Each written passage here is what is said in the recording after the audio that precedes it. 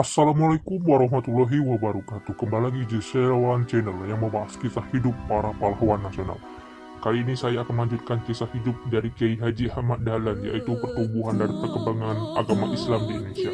Allah Subhanahu wa Ta'ala memerintahkan malaikat Jibril turun menyampaikan wahyu kepada Nabi Muhammad SAW untuk menjadi pedoman dan pegangan hidup kaum muslimin di seluruh dunia. Dalam waktu singkat, agama Islam dianut jutaan umat di Timur Tengah, pantai utara Afrika, hingga Spanyol di Eropa. Agama Islam juga meluas hingga memasuki perbatasan India. Kesemuanya itu terjadi pada awal abad ke-8. Pada abad-abad selanjutnya, agama Islam makin meluas wilayah penyebarannya melalui perdagangan dan pelayaran dunia. Indonesia yang terletak di jalan perdagangan dunia dengan sendirinya menjadi wilayah penyebaran agama Islam. Timbul pertanyaan, bila mana agama Islam masuk ke Indonesia, bagaimana caranya? Mengapa agama Islam diterima masyarakat Indonesia? Agama Islam masuk ke Indonesia secara bertahap dalam waktu yang berbeda-beda. Hal ini wajar karena wilayah kepulauan Indonesia itu luas. Pada zaman Sriwijaya abad ke-7 dan 8, perairan selatan Malaka sudah ramai dilayari kapal dari luar negeri. Ketika itu di pelabuhan Palembang dan Kedah sudah ada perkampungan perdagangan Islam. Dalam kitab Arab kuno, Sriwijaya dinamakan Zabak atau Zabai. Sesudah Sriwijaya runtuh, banyak kota bandar menjadi merdeka. Penduduknya banyak pedagang Islam, mereka ikut dalam pemerintahan. Di wilayah Aceh Timur, Kabupaten Lok Sumawi pada abad ke-13, terdapat bandar yang kemudian menjadi kerajaan Samudra Pasai. Kerajaan ini merupakan kerajaan Islam pertama di Indonesia yang diperintah oleh Malikus Saleh.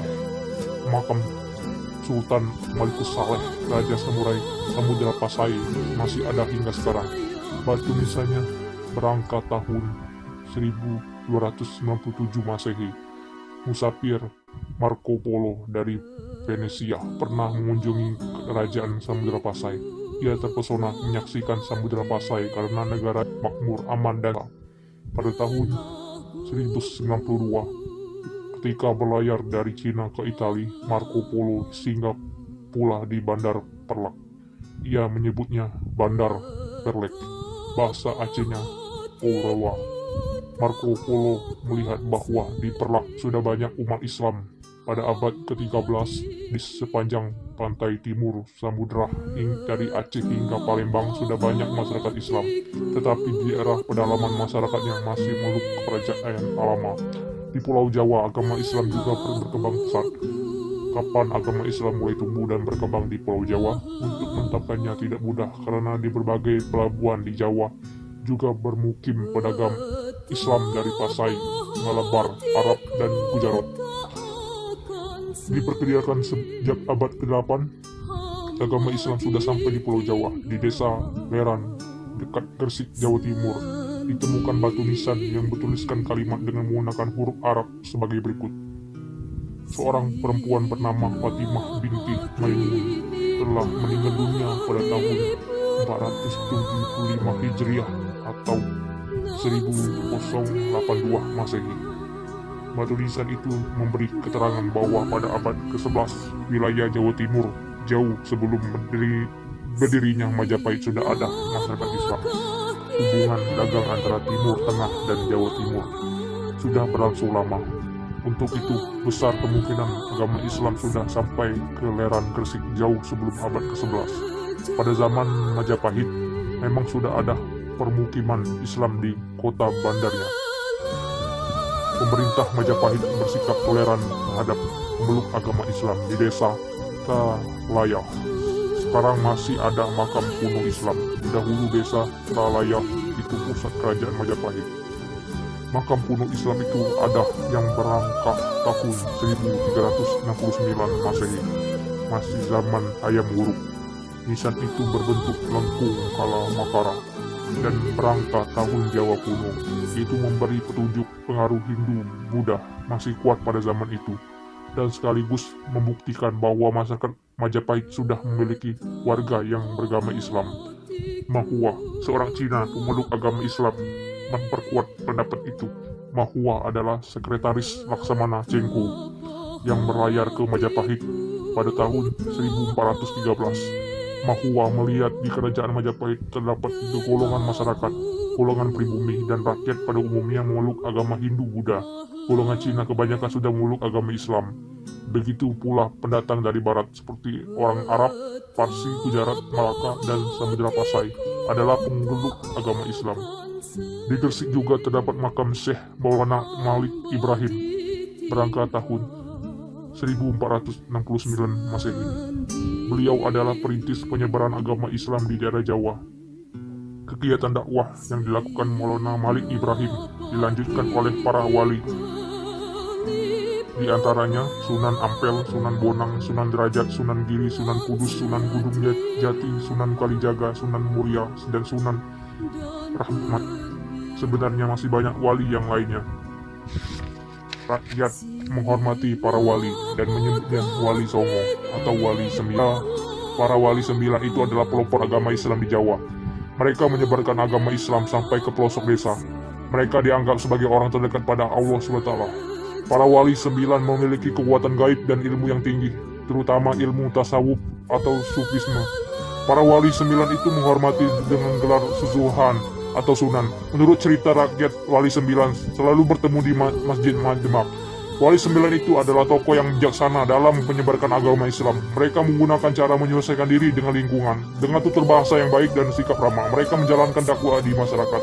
Mereka tidak mempertentangkan secara tajam antara agama Islam dengan kepercayaan masyarakat dan adat istiadat penduduk. Dengan menggunakan metode seperti itu, mereka memperoleh hasil yang gemilang. Pada abad-abad berikutnya, agama Islam tersebar makin luas, sehingga sebagian besar masyarakat Indonesia memeluk agama Islam.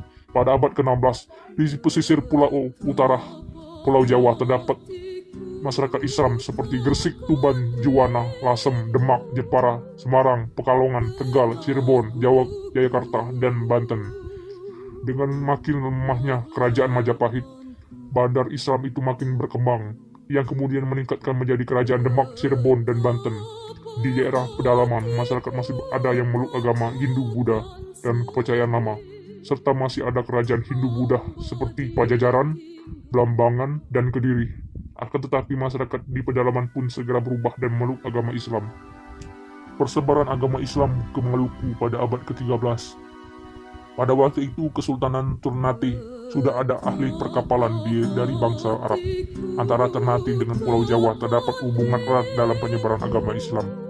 Guru agama Islam dari Giri, Jawa Timur, mengajarkan ayat suci Al-Quran di Ternate. Sultan Ternate sendiri pada abad ke-15 pernah bermukim di Giri untuk mendalami agama Islam. Ajaran agama Islam tersebar hingga Tidore, Banda, Haruku, dan Makian. Hubungan antara Demak, Tuban, Gresik, dan Maluku sangat erat dan teratur. Penyebaran agama Islam mencapai puncaknya pada zaman pemerintahan Sultan Hairun. Meskipun waktu itu kekuasaan Portugal sudah muncul di kawasan Maluku, masyarakat di Kalimantan Selatan menerima ajaran agama Islam dari Demak pada abad ke-16.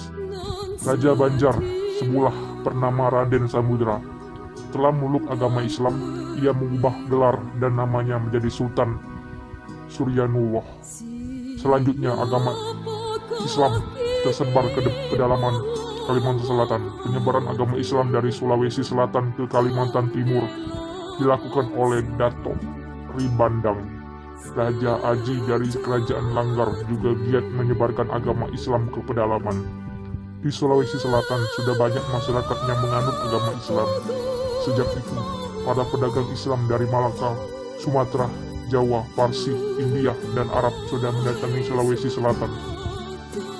Oleh karena itu, penyebaran agama Islam di Sulawesi Selatan amatlah cepat. Pada abad ke-17, Raja Goa dan Talu sudah resmi memeluk agama Islam. Kemudian rakyat pun segera mengikuti memeluk agama Islam dengan taat. Selanjutnya, dari Sulawesi Selatan, agama Islam menyebarkan ke tempat lain seperti ke Kalimantan Timur. Sungguh menarik mempelajari masuknya agama Islam di tanah air kita. Penyebarannya memakan waktu panjang dan merembes ke masyarakat seperti kertas tebal menyerap air atau minyak. Prosesnya berjalan damai tanpa kegaduhan. Penyiaran agama Islam sudah dimulai sejak abad ke-7 Masehi dan berlangsung pada abad berikutnya. Penyiaran agama Islam yang pertama itu adalah mubalik atau da'i dari tanah Arab, Parsi, dan Gujarat. Kemudian bangsa Indonesia sendiri dengan cepat menguasai ajaran agama Islam. Mereka disebut wali, mubalik, aulia, kiai, yang zaman sekarang juga dikenal dengan ustadz, ulama, dan dai. Penyebaran agama Islam di Indonesia melalui para pelayar dan pedagang yang mempunyai pengetahuan alam yang agama yang tinggi. Mereka menetap di perkampungan di perantauan untuk menunggu angin. Pada zaman itu, teknologi pelayaran dan perkapalan belum maju. Kapal layar tidak dapat mengarungi samudera kalau tidak didorong hembusan angin. Sementara menunggu di perkampungan itu, mereka bergaul dengan masyarakat sekitarnya, dan secara perlahan dan pasti mereka menyebarkan agama Islam ke masyarakat. Pada mulanya penyebaran agama Islam hanya di sekitar pelabuhan, kemudian tersebar ke keraton, istana, dan wisma bupati. Selanjutnya memasuki rumah dan gubuk di pedalaman. Sudah tentu dalam masyarakat itu lahir guru agama yang khusus menekuni ajaran agama Islam. Mereka mendirikan masjid dan pesantren lengkap dengan santrinya. Para raja dan adipati yang sudah beragama Islam juga melindungi berbagai pusat agama itu. Guru agama didatangkan guna mengajarkan agama dalam keluarga bangsawan itu. Banyak guru agama yang diserahi jabatan tinggi dalam negara, seperti Fatahillah di kerajaan Demak. Bahkan terdapat wali agama yang dihormati sebagai raja dan bergelar sunan, seperti Sunan Gunung Jati dari kerajaan Cirebon. Sementara itu, ada pula ahli agama yang menikah dengan putri keraton dan menambah pesatnya penyebaran agama di lingkungan bangsawan. Para ahli agama giat menjelajahi daerah pedalaman. Mereka ada yang mempunyai kepandaian mengobati penyakit di masyarakat. Sambil beramal, mereka menjalankan dakwah. Penyebaran agama Islam pada mulanya dilakukan secara lisan dengan penuh kedamaian dan penyesuaian pada keadaan. Ada yang baik pada zaman Hindu-Buddha tetap diakui, diteruskan, dan disesuaikan dengan ajaran baru. Sikap demikian menyebabkan masyarakat senang memeluk agama Islam. Unsur kebudayaan seperti musik, pertunjukan, dan sastra dipelihara. Terjadi